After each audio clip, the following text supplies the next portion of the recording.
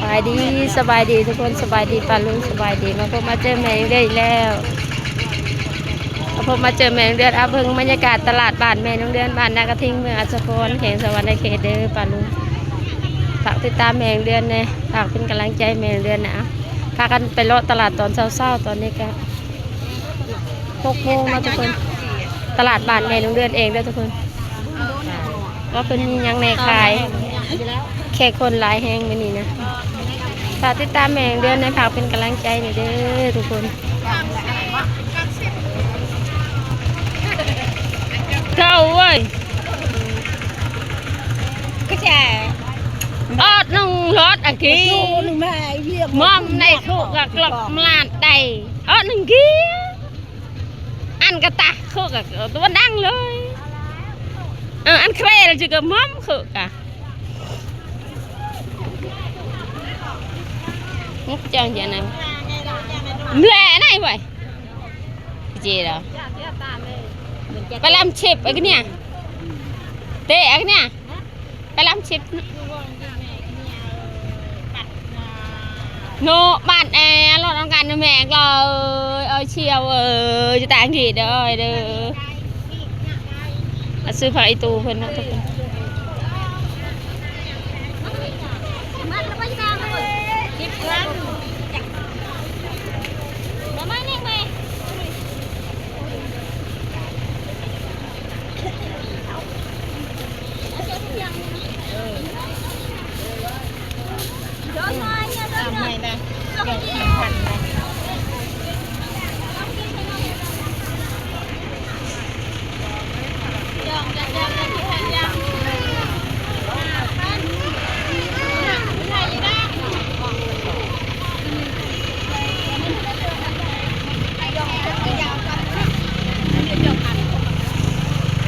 ai nhớ phải nhờ tại cái bài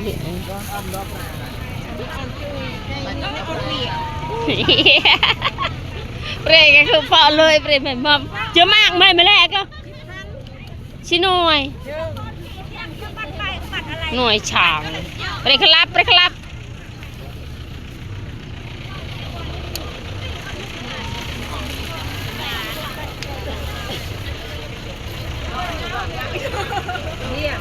เจ้าก็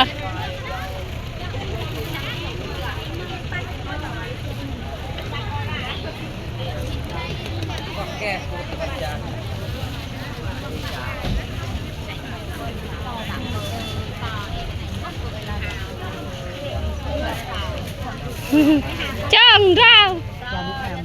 cái gì đó mới hầm nhớ rồi chọn cọc anh ấy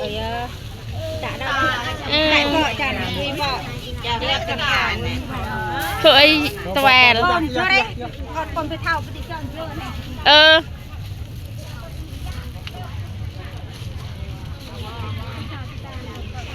kịp đây lông đu đu nè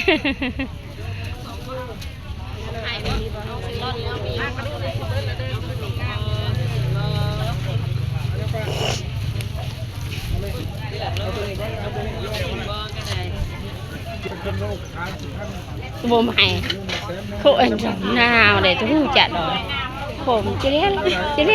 nào nè bách một cái tầm một đùi như là đang bách chục lọt là mặn nhỉ chứ phải vẻ đã đồng thợ chứ con là mặn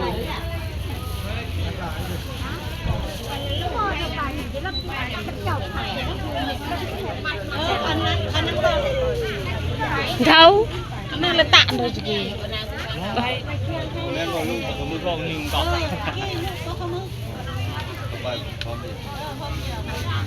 là ăn trên nó bởi bằng này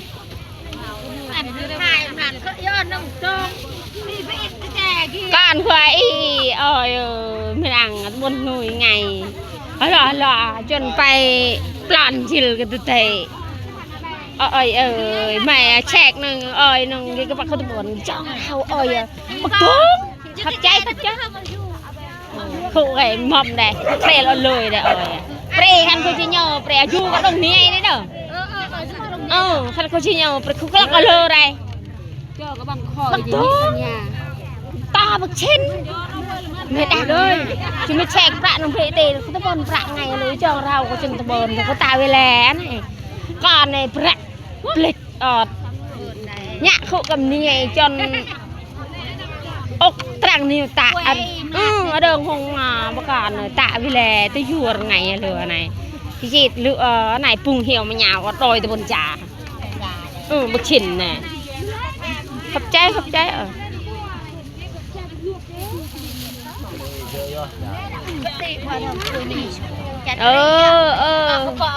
กับ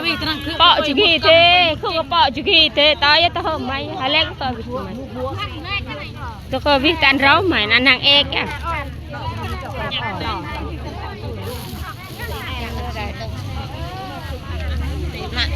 นับเรียติเชียนเรียเรียไงไง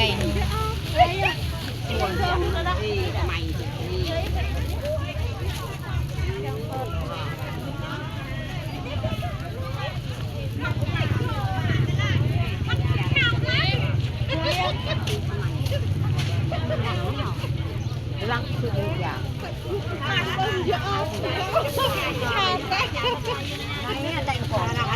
ลองอันนี้ทางหลังเนาะเยอะจะละอันเยอะที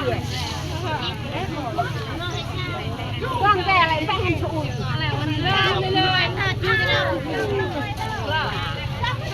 ตลาดบ้านแม่โรงเรียนเลยทุกคนบ้านนากระทิงเมืองสักวัน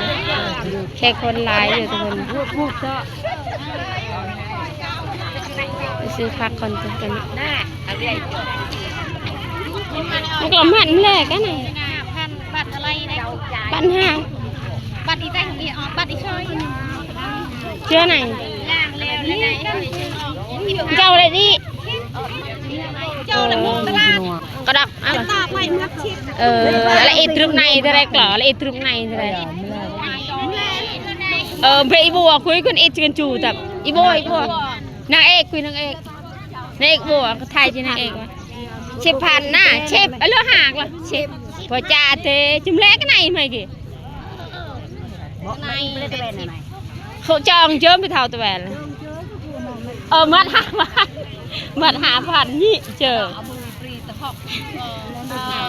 มาเอ็ดจะกระจูจับโอ้กล่อยบริกพอจ่าเทจะกันไหนไม่แหลกอะดักกล่อยบริกช่างนี่พอจ่าเทอันไหนจูกินชิบคุยของบูนี่นะคือเครื่องเราอันเวนะเวคือขันใจเปรกับปุงมันจะตาอังเพยยามล่าให้อะไรไปหอยเทอะไรบางอย่างไปถูกให้หอยเลยไปเท่าหอยเลยรุกเลยแม่น้องเดือนขอลำลาไปก่อนขอจบคลิปเพียงเท่านี้เด้อทุกคนแล้วพบไปเจออีกคลิปต่อไปสบายดี